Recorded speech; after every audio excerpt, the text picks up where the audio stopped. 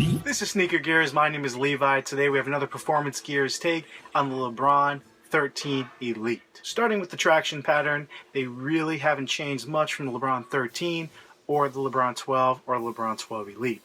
Overall, the traction works pretty well. I'd really give it probably a 7 out of 10. So nothing great, but definitely gets the job done. You do have to wipe here and there, but even on dusty courts, it works well. Now, some of the bigger improvements they made is when you work your way up to the support between the carbon fiber shank and the medial foam support on the side.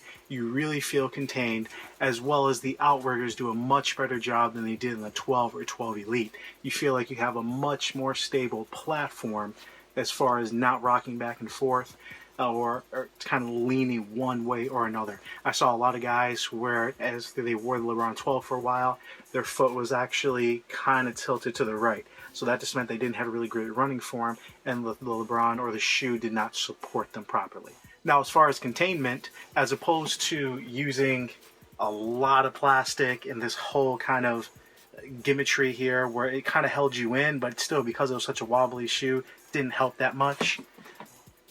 That stability and this heel portion did a great job of just holding you in and giving you that containment. Essentially, the back of the shoe is actually quite hard.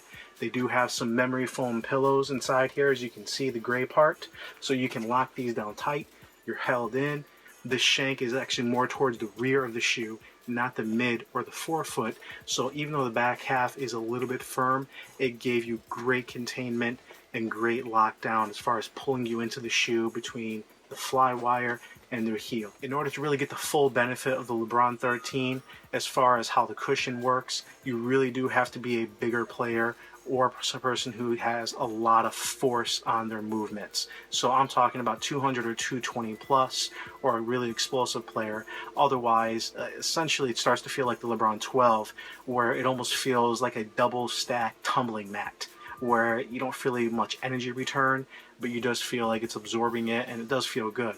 The 13, when you are a bigger dude, does have great energy return, and what's nice about it, because it has equal zoom pods all the way around, it just has a much more fluid feel.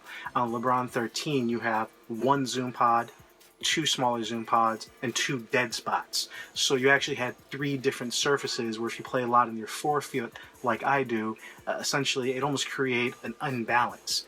Having this pretty much equal just created a lot more fluid surface, and again, if you are a bigger player, you're going to notice that. Now that takes me to the fit. Now this is a great shoe if you have wide feet, whether in the midfoot or the forefoot, or if you have a high instep, just because the whole shoe is incredibly malleable.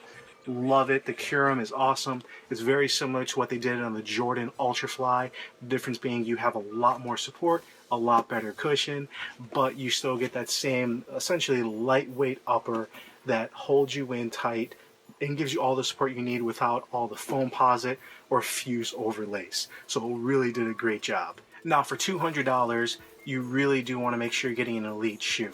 And I love the fact that in the materials on this, they've put a nice leather toe cap. They put leather on the tongue. They finally added carbon fiber, which they haven't done since the Lebron 10. And it just feels like more of a premium shoe.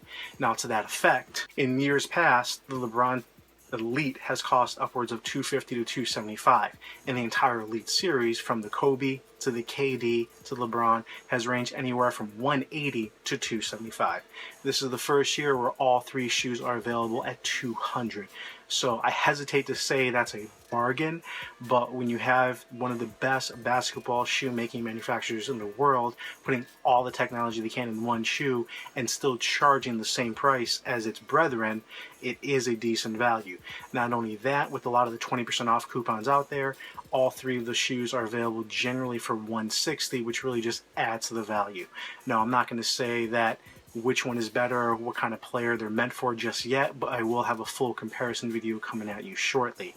Hopefully that helps you guys out as far as if you're looking to get the LeBron 13 Elite. In my opinion, it is the best LeBron made to date. Now, it is not game-changing like the LeBron 10 was, as far as bringing something new to the table and really taking it up a level, but it is something where they improved on so many areas, fine-tuned, where it is more flexible, has a better fit, it's lighter, has some of the best cushioning.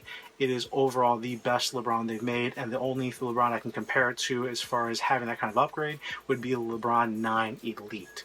So if I can recommend this shoe to any big man out there who's really running the court, kind of like a DeAndre Jordan, this thing is phenomenal. Hassan Whiteside's already rocking these, and obviously LeBron, as soon as he switched to the Elite, has not switched back. So we're not talking about like the LeBron 11 or LeBron 11 Elite, where he wore it for a game and kept going back to another shoe.